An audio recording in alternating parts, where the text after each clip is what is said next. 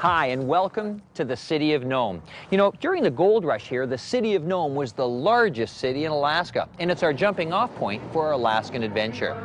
Over the next little while, we'll be heading inland to explore some amazing waterways aboard an airboat. We'll also be visiting some of Alaska's remote communities. And then we're going to hop aboard some Sea-Doo watercraft and head offshore to visit some rugged islands in the middle of the Bering Sea.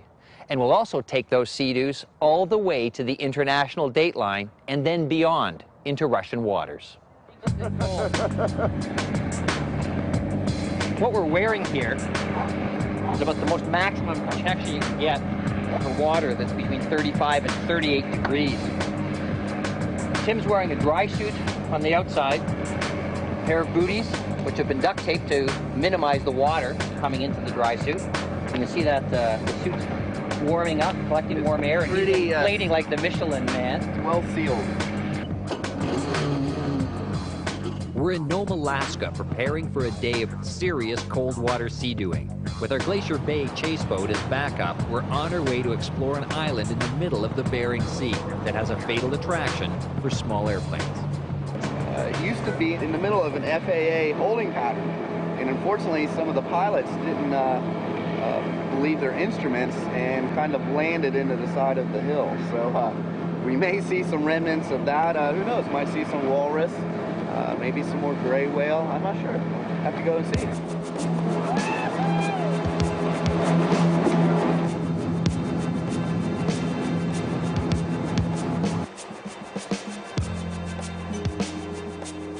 Boaters don't often see Sledge Island. It's too far out in the Bering Sea.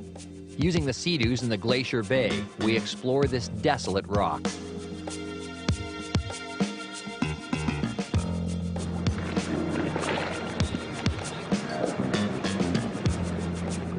Hidden caves, gulls, cormorants, a million birds call this home.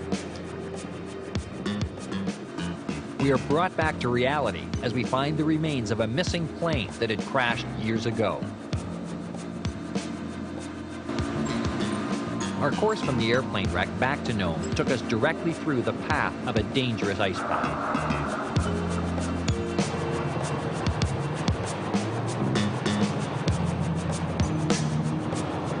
The sun doesn't go down until about 1:30 in the morning, so you can head out on a trip like this, providing you do it safely and again with some resources. You can leave pretty late in the afternoon and still know that you've got lots of daylight to be able to make that round trip.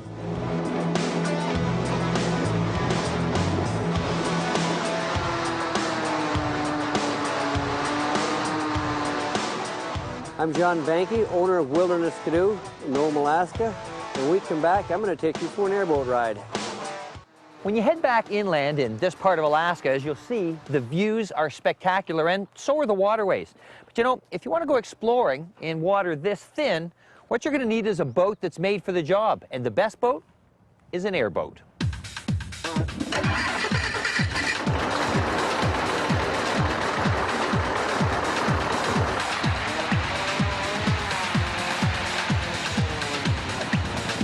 This airboat is powered by a 260-horse Lycoming, built in 1948.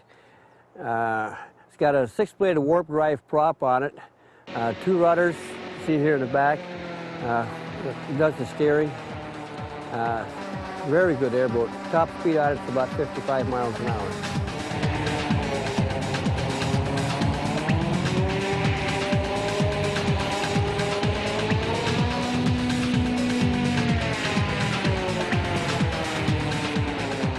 We use it for the business. We take people out fishing, and we do little guides for the bird watchers and stuff like that in the springtime. Get to where people don't normally go and can't get to. Airboat is almost unstoppable in the river system. With the airboat, this airboat here, we've had it for 4 years, and we've pretty much covered every river in the Nome system. Myself, I was born and raised here. I'd never leave. It's just a great place to be. This river here, I go up above my camp. There's nobody. I can fish to my heart's content and be happy and not see anybody.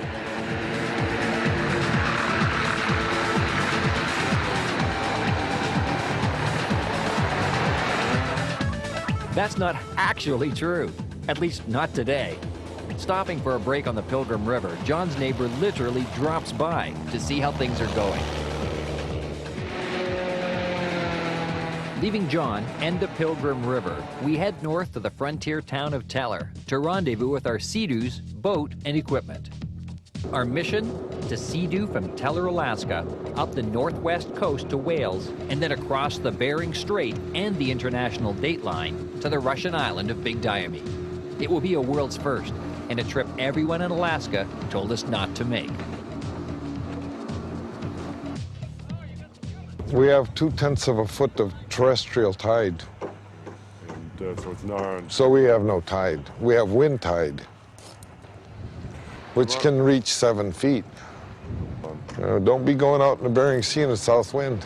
You're getting all the waves that come out of the regular Bering Sea, the real Bering Sea, moving up to the straits into the opposing currents. And you get some tremendous seas out there. We lost 6 people.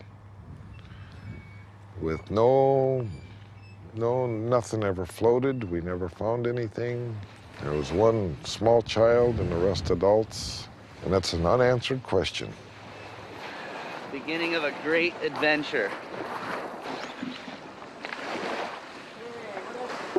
Time of departure is probably be about 5 minutes, 9:20. So, and it's Wednesday. We're gonna ride to Russia and it's gonna be Thursday. Then we're gonna ride back to the USA and come back to yesterday, if that makes any sense. In the middle of the Bering Sea, boaters fear pack ice, but not us. The Sea-Doos travel in water as shallow as a cup of coffee. We go where no one else dares to travel, as we enjoy the floating parade of strange-shaped icebergs.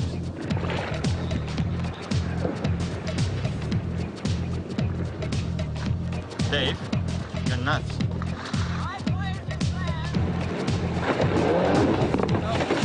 Oh, that didn't sound good. Oh, maybe it is. This ice. Nothing tastes better than a Pepsi out here in Siberia. Pushing it isn't difficult, just turning it around.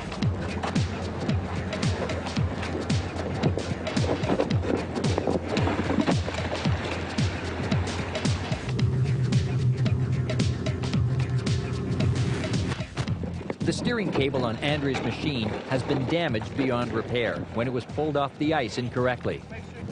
While a curious whale swims by to take a look, a line is attached to the damaged Sea-Doo, and we tow it to an Eskimo settlement, a village that is built on stilts on the island of Little Diomede. The people of Little Diomede exist by hunting walrus, whale, and sea lions. This is America's closest community to Siberia, and in this part of Alaska, the living is hard.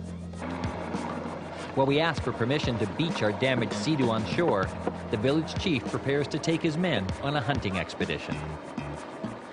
The final leg of this record-breaking trip is about to begin. With engines roaring, our Sea-Doo set a world's first. We are the first people to drive personal watercraft from America to Siberia. Up ahead is the Russian Army outpost on Big Diomede Island. Мы члены экспедиции, которая идет в бухту Провидения, но у нас поломка. Let's just give a little update of what's going on. We had a bit of a discussion, and Big Diomede is basically right in front of us, Russian territory. Because Andre is a Russian citizen, he's going to get on the Sea-Doo and have a little chat and see if we can land here on Big Diomede and at least make sure that we do touch down on Russian soil. I've been watching this the whole time. Gun-toting, Military. very young military, Watching the whole time. and very uncomfortable situation. Okay, we're standing by out here. So what happened? I was first arrested for 1 hour, but we do very smart. They did not land there. They kept telling us to come on to shore, and we thought, no way. No way. It's Comrade Tim. Comrade Tim. Andre came out with this guy's hat. The guy with the green hat was the most menacing figure. An hour later, Andre comes out with the hat, so we knew everything was okay. What did you have to trade for it? I tell you what, I didn't even get to show them all the cool stuff I had. They saw the penthouse on the top of the They file. saw the penthouse and we were willing to give them this. But anyway, I would have traded this seriously. for Andre. Yeah, we were gonna trade a Sea-Doo for a human. you're already in the Russian waters. Yeah. The Soviet Army let us go. Pleased with our gifts, they wished America happy 4th of July. Our Sea-Doos had touched Russian soil, and now it's time to go home.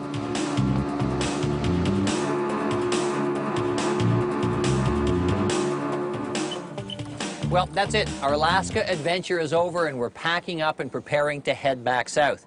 But you know, I understand we're not taking everything with us.